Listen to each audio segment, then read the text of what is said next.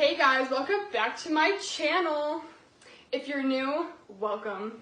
Seriously though, I'm Gretchen and this is my combined channel. How are you doing today? I've got a special surprise for you. I'm sure you've seen my thumbnail, but don't worry, it's not clickbait. I really do have William Faulkner and one of his characters, the state investigator, with me today. I know I promised you guys I would help you with your literary and history understandings. Say hi to the fans. Hi, my name is Mr. Pearson. Thank you very much. Oh my gosh, I'm so sorry.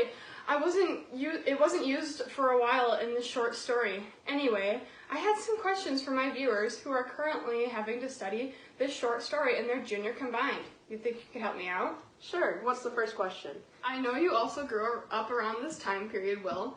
Did you mean for this to be a reflection or a reaction to history? And I was hoping you could tell me some historical connections you put into this short story.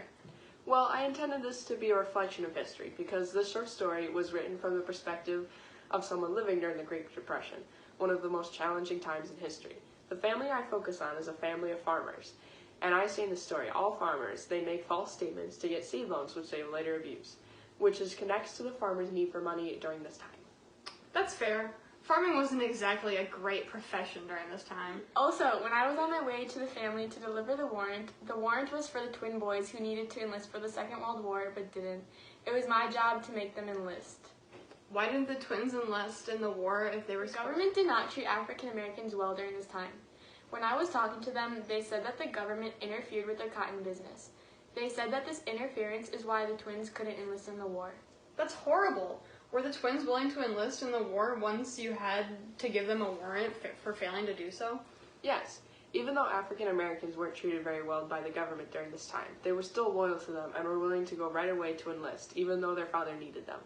They didn't hesitate to help the U.S. government in the war. And when the father almost chopped his leg off, they didn't take him to the hospital since they were very expensive during this time period. So they sent to the doctor and used whiskey for a pain reliever. I believe one of the brothers said, "It looks bad to me. That's why we sent for the doctor instead of bringing him into town. We couldn't get the bleeding stopped."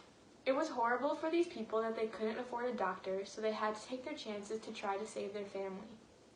Hey, isn't that an example of Bildungsroman? Bless you? Hey, you're the author here, not me. But Bildungsroman is a period of someone's spiritual change or opinion shift. Don't you get that through Mr. Pearson? Yes, I do. I definitely looked down on these people because they were a different race. But after I heard their stories, I began to change my mind. That is also an example of hubris right there. An example of hubris in the short story is when Mr. Pearson said these people, referring to the family. Take notes for your students. Hubris is when a character is very arrogant and unconsciously thinks they're better than Mr. Gova also uses cacophony when we get to the house of the twins. You're right! I wrote, the investigator drove behind the other car and switched off and blacked out his lights. The use of cacophony in this situation shows how unpleasant it was. Nobody in this situation was happy that the twins were going to be given a warrant. I said that the lights were blacked out because it sounds harsh, which is how I wanted the atmosphere to sound. Oh, that's very smart. I did feel like that moment was undesirable. I'm pretty sure Mr. Ants uses frame narrative and stream of consciousness. He uses both? Yeah, he has flashbacks about his time in the war and tells stories about his time in the war. Mr. Ants started his story with, he's been dead 15 to 16 years now. This is the frame narrative because it's his story within Will's short story.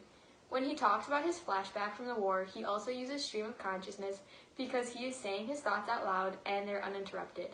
This shows how important his stories are to him because he is saying so much that there's no time for people to interrupt. Thanks for joining us today. Don't forget to smash that like button and subscribe to join the Combined Army.